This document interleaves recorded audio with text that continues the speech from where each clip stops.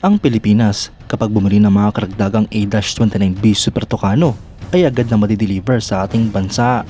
Pinaplano na nga po ang pagdagdag ng mga A-29B Super Tucano light attack aircraft para sa Philippine Air Force. Yan ang pag-uusapan natin, pero bago yan, kung bago ka lang sa aking channel, ay huwag mong kalimutang mag-like, subscribe at i-hit mo na rin ang notification bell button para lagi kang updated sa mga bagong videos natin.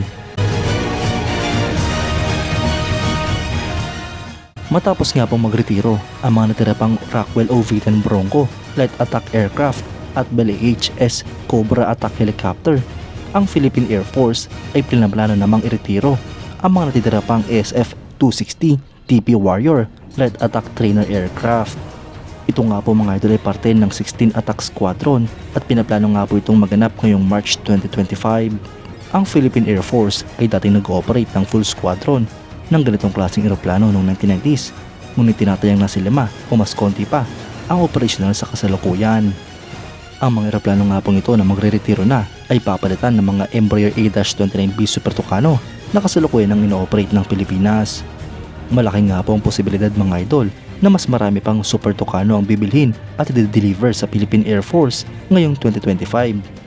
Ito nga po ay dahil ang Embraer ay gumawa na ng mga eroplano kahit hindi pa naman na-formalize ang mga order ng Pilipinas.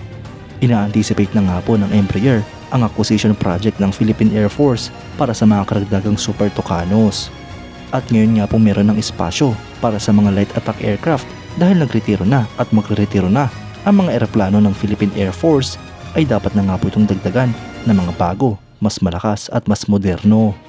Bagamat mukhang luma nga po ang mga A-29B Super Tucano at marami nga po tumatawag dito na tora-tora, ay hindi nga po ito basta-basta pwedeng ismulin dahil malakas at talagang maaasahan ang eroplanong ito. Kinukonsidera nga po ang A-29B Super Tucano bilang isa sa top 10 na pinakamalakas na close air support aircraft sa buong mundo.